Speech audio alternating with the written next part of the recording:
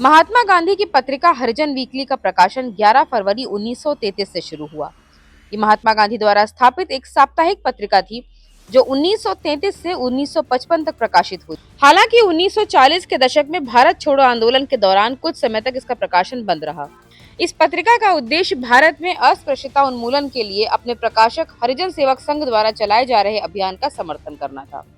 प्रसिद्ध समाजसेवी व उद्योगपति जमनालाल बजाज का निधन 11 फरवरी 1942 को हुआ। वो उद्योगपति होने के साथ साथ मानव शास्त्री और स्वतंत्रता संग्राम सेनानी भी थे। महात्मा गांधी के अनुयायी थे और उनके बहुत करीबी भी। असहयोग आंदोलन के दौरान जमनालाल ने कांग्रेस को 1 लाख रुपए की आर्थिक सहायता दी थी और मुस्लिम लीग को भी 11,000 रुपए दिए थे। असहयोग आंदोलन के दौरान उन्होंने अपनी राय बहादुर की उपाधि त्याग दी थी जो अंग्रेजों ने उन्हें दी थी। 1927 में उन्होंने बलवंत सांवला राम देशपांडे के साथ मिलकर अमरसर जयपुर में चरखा संघ की स्थापना की।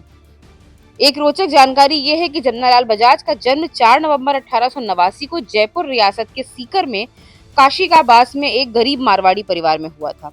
वो केवल चौथी तक पढ़े थे। बाद में वर्धा की एक प्रौढ़ निसंतान दंपति ने बहुत ही चालाकी से जमनालाल की मां से वचन ले लिया और फिर उस बहुत ही धनी परिवार ने जमनालाल को गोद ले लिया। केवल 17 वर्ष की उम्र में कारोबार संभालने वाले जमनालाल ने एक के बाद एक कई कंपनियों की स्थापना की जो आगे चलकर बजाज समूह कहलाया और आज भारत के प्रमुख व्यवसायी घरानों में से एक है। लेखक, जनसंघ संस्थापक, पत्रकार पंडित दीनदयाल उपाध्याय की हत्या 11 फरवरी 1968 को की गई थी। पंडित दीनदयाल उपाध्याय राष्ट्रीय स्वयंसेवक संघ के चिंतक और संगठनकर्ता थे। वे भारतीय जनसंघ के अध्यक्ष भी रहे। उन्होंने देश को एकात्म मानववाद की विचारधारा दी थी।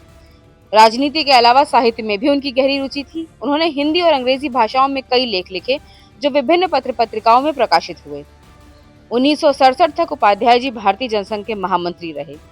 1967 के ही कालीकट अधिवेशन में उपाध्याय जी भारतीय जनसंघ के अध्यक्ष निर्वाचित हुए। वो केवल 43 दिन अध्यक्ष रहे।